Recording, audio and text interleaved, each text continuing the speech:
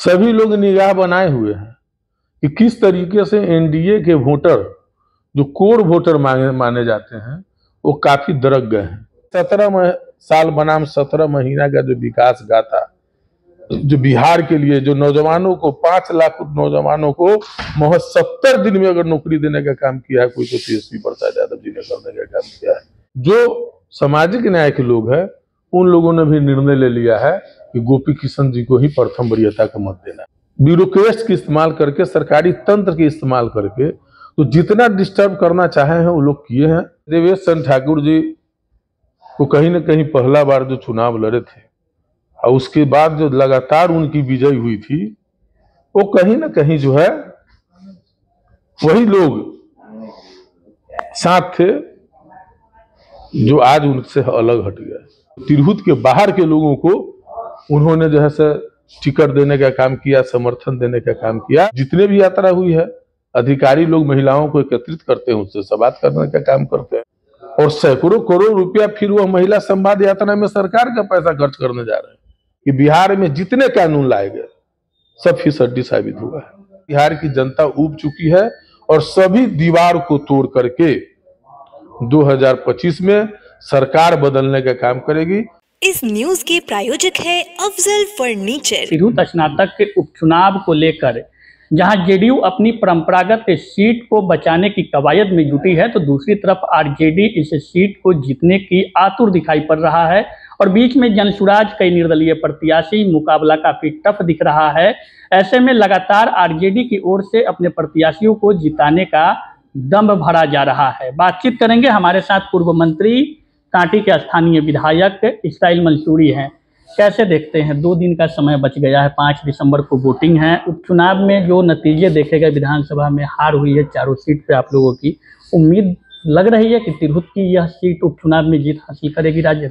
निश्चित तौर पर आजादी के बाद तिरहुत का जो इतिहास रहा है, मुझे लगता है कि यदि आप सामाजिक समीकरण की ही बात करते हैं तो सामाजिक समीकरण में जो साफ दिखाई दे रहा है कि गोपी किशन जी तिरहुत स्नातक निर्वाचन क्षेत्र की आवाज बनकर के सदन में जाने का काम करेंगे।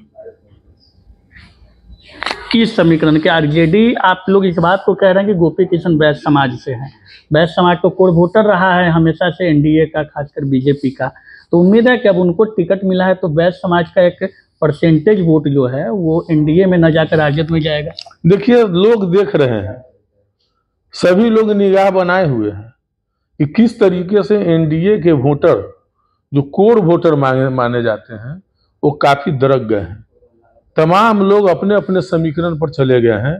इसलिए जो सामाजिक न्याय के लोग हैं उन लोगों ने भी निर्णय ले लिया है कि गोपी किशन जी को ही प्रथम वरीयता का मत देना है। लेकिन पिछले दिनों तो आपने यह बात कहा था कि सरकार उपचुनाव में अपनी मिशनरी को उपयोग करती है, कहीं ना कहीं सरकार हावी रहती है, तो लग रहा है कि इस उपचुनाव में जिस तरह से आप लोग कह रहे हैं कि आज राजद जीतेगी तो मिशनरी का उपयोग नहीं किया जाएगा? नहीं, निश्चित तौर पर वो तो पूरा प्रयास किया जा रहा है। हमारे बहुत सारे वोटर को रोका गया, वोटर बनने नहीं दिया गया और बहुत सारे ऐसे मतदाता हैं जो किसी प्रखंड में है घर और दूसरे प्रखंड में उनको भेज दिया गया है। तो इन सब चीज जो कर सकते हैं ब्यूरोक्रेट्स के इस्तेमाल करके, सरकारी तंत्र के इस्तेमाल करके, तो जितना डिस्टर्ब करना चाहे हैं वो लोग किए हैं और हमको लगता है कि आगे भी करने का प्रयास करेंगे। लेकिन उसके बावजूद भी लोकतंत्र में हम लोग जो दबाई जा रही है लोकतंत्र, उसको हम नहीं दबने देंगे और मजबूती से खड़े रहेंगे और लोकतंत्र की आवाज को बुलंद करते रहेंगे। जनसुराज के प्रत्याशी है मैदान में, कई निर्दलीय प्रत्याशी, कई शिक्षक नेता हैं तो कह रहे हैं कि हम इस चुनाव में जो है वो सरकार के खिलाफ में ही बात कर रहे हैं, लेकिन परेशानी तो कहीं ना कहीं आपके कैंडिडेट को भी होता दिख रहा है। देखिए, स्वाभाविक तौर पर है, एक नहीं 17 उम्मीदवार है तिरहुत स्नातक में, जैसा कि मुझे जानकारी है, 1-2 ऊपर नीचे भी हो सकते हैं। तो हर उम्मीदवार चाहता है कि हम जीत रहे हैं, हर लोग अपना अपना दावा करते हैं। तो हम किसी के दावा करने पर हम कोई आपत्ति हमारा नहीं है, क्योंकि हर प्रत्याशी दावा करता है। लेकिन इतना आप जान जाइए कि गोपी किशन जी तिरहुत स्नातक निर्वाचन क्षेत्र के आवाज बन करके निकलने का काम करेंगे, क्योंकि तमाम युवा और पढ़े लिखे लोगों का ही वोट है। उन लोगों ने माना है कि 17 साल बनाम 17 महीना का जो विकास गाथा जो बिहार के लिए, जो नौजवानों को 5 लाख नौजवानों को महज 70 दिन में अगर नौकरी देने का काम किया है कोई, तो तेजस्वी प्रसाद यादव जी ने करने का काम किया है। उन्होंने आईटी पॉलिसी लाया। आप पता कर लीजिए, आईटी पॉलिसी आने के बाद बड़ी बड़ी कंपनियां बिहार में निवेश करने जा रही है। वो खेल पॉलिसी लाया कि जो खेलेगा उसको भी नौकरी मिलेगा, जो पढ़ेगा उसको भी नौकरी मिलेगा। आप अखबार में भी देखे होंगे, सैकड़ों लोग ऐसे हैं जो खेल करके मेडल लाए हैं, उनको नौकरी मिला है। टूरिज्म पॉलिसी लाया उन्होंने, क्यों नहीं लाया इस 17 साल में? ये थके हुए लोग हैं। अब लोग चाहता है युवा नेतृत्व को हम मजबूत करें, जो बिहार के उन्नति और प्रगति करने का काम करेगा। लेकिन इस उपचुनाव में तो जो एमएलसी रहे हैं, अब तो सांसद बन गए, देवेश चंद्र ठाकुर अपने प्रत्याशी का बैसाखी बनकर जगह जगह जा रहे हैं, चुनाव लड़ वही रहे हैं, प्रत्याशी का चेहरा दूसरा है। देखिए, देवेश चंद्र ठाकुर जी को कहीं ना कहीं पहला बार जो चुनाव लड़े थे और उसके बाद जो लगातार उनकी विजय हुई थी, वो कहीं ना कहीं जो है वही लोग साथ थे जो आज उनसे अलग हट गया। उनकी जीत ऐसे ही नहीं होती थी। तिरहुत की लड़ाई किस तरह का होता था, खास करके स्नातक में, वो भी समझ रहे हैं। लेकिन लोग कहते हैं, दूसरे को कहते हैं परिवारवाद का आरोप लगाने वाले, जातवाद का आरोप लगाने वाले, धर्मवाद का आरोप लगाने वाले लोग, बहुत सारे ऐसे लोग थे जो उनके साथ रह करके कुर्बानियां देने का काम किया है और लगातार उनके साथ तिरहुत स्नातक जब भी चुनाव हुई है पूरी ताकत और मुस्तैदी से समर्पण रहे हैं लोग।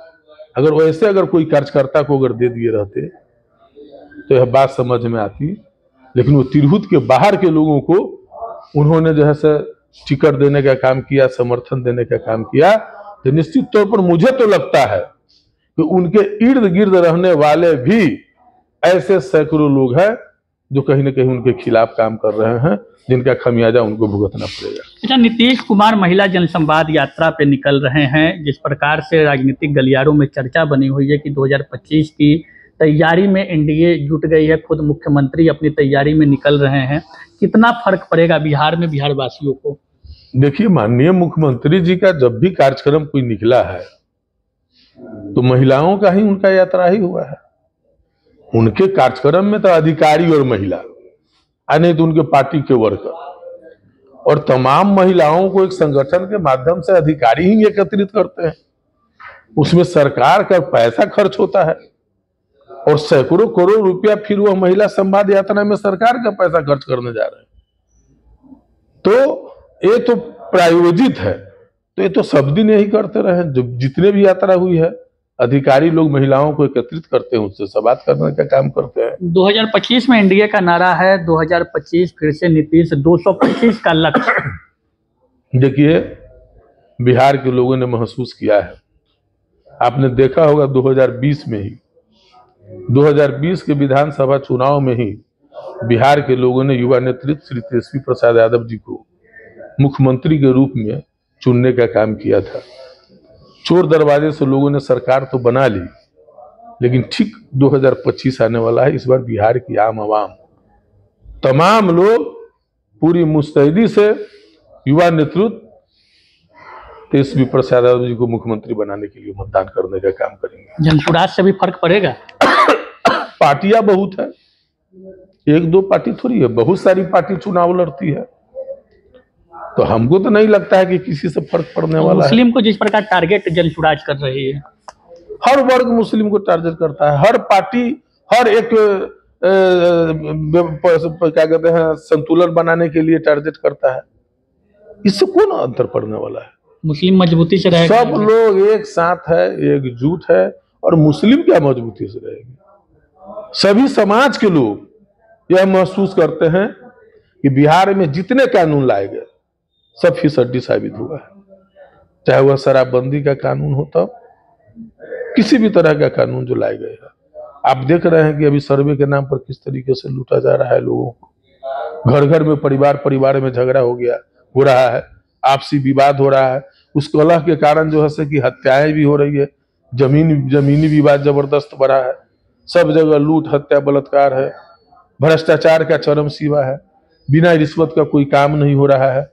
तो उग जनता, बिहार की जनता उब चुकी है और सभी दीवार को तोड़ करके 2025 में सरकार बदलने का काम करेगी और तेजस्वी प्रसाद यादव जी को मुख्यमंत्री बनाने का काम करेगी। ये पूर्व मंत्री और कांटी के स्थानीय विधायक इसराइल मंसूरी थे। तिरहुत स्नातक उपचुनाव से लेकर बिहार में नीतीश कुमार की महिला जनसंवाद यात्रा जो निकल रही है, उन पे अपनी प्रतिक्रिया इन्होंने दी। बातचीत कैसी लगी कमेंट करके बताइए।